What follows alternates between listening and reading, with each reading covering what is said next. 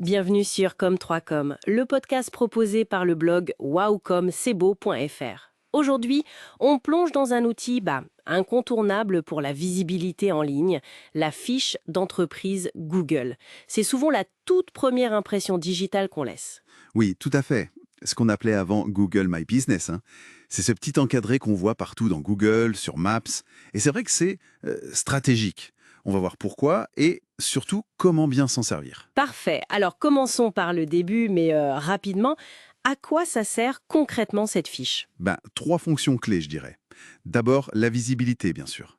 Pour être trouvé facilement sur Google, sur Maps, c'est la base. Logique. Être là où les gens cherchent. Voilà. Ensuite, fournir les informations essentielles. L'adresse, le numéro de téléphone, les horaires, quelques photos, tout ça accessible tout de suite. Pratique. Et le troisième point? L'interaction. Ça, c'est important. Permettre aux clients de laisser des avis, de poser des questions, ça crée du lien, de la confiance. D'accord, donc visibilité, info, interaction. Mais quelle est la vraie puissance derrière tout ça? On entend souvent parler de SEO local. Ah oui, le SEO local.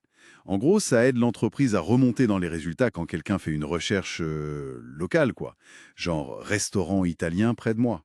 Et Google adore ça. Il priorise ses résultats. Donc une fiche bien optimisée, ça booste vraiment la position dans ces recherches-là. Ça aide à être vu par les bonnes personnes au bon moment, si je comprends bien. C'est exactement ça. Et ça attire les clients. Il y a cette stat qui dit que quelque chose comme 70% des gens qui font une recherche locale visitent un lieu dans les 24 heures. Ah oui, quand même, 70%. Ouais. Donc une fiche complète, attractive, ça peut vraiment convertir une recherche en visite réelle. C'est direct. Et on peut mesurer ça, j'imagine. Oui, et c'est le troisième bénéfice, les statistiques. La fiche donne accès à des données. Combien de vues, de clics vers le site web, d'appels téléphoniques, de demandes d'itinéraire.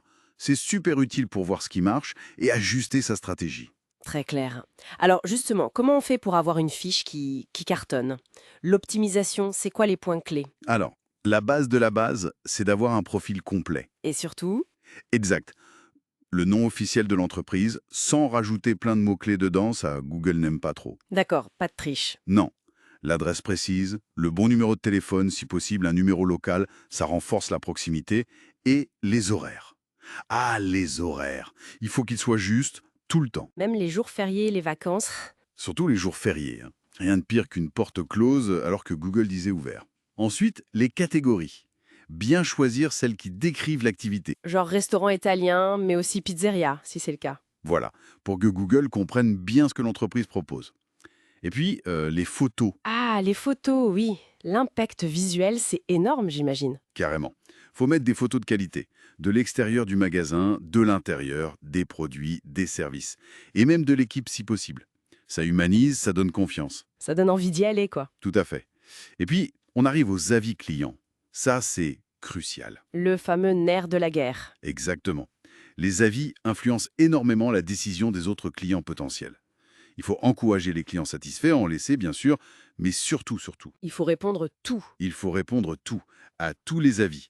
Les positifs, pour remercier, mais aussi et surtout les négatifs. Ah bon? Même les critiques? Ben oui, répondre à un avis négatif de manière constructive, professionnelle, ça montre que l'entreprise est à l'écoute, qu'elle prend les retours au sérieux. Ça peut même désamorcer une situation et rassurer les futurs clients qui lisent les réponses. D'accord, c'est une preuve d'implication, en fait. Totalement. Ensuite, il y a les posts.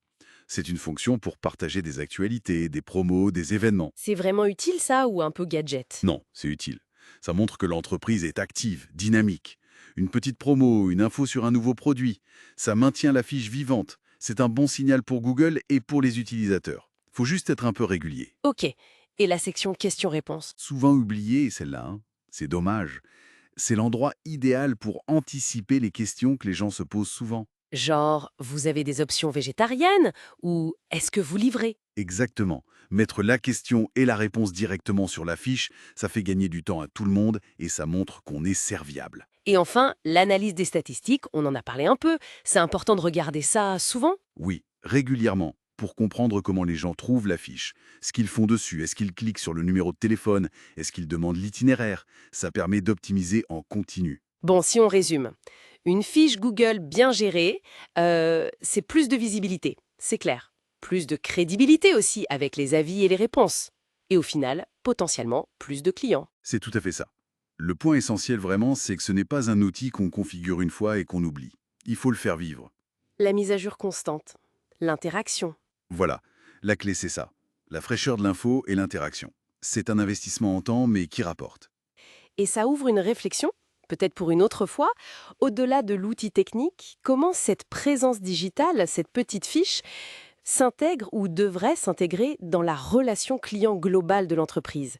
Quelle cohérence avec l'expérience réelle? C'est une excellente question. Ça touche à l'image de marque, à la culture d'entreprise. Vaste sujet, hein. En tout cas, merci pour cet éclairage très complet sur cet outil puissant finalement. Avec plaisir. C'est vrai qu'il y a beaucoup à dire. C'est tout pour aujourd'hui sur Comme 3 Com. Rendez-vous au prochain épisode.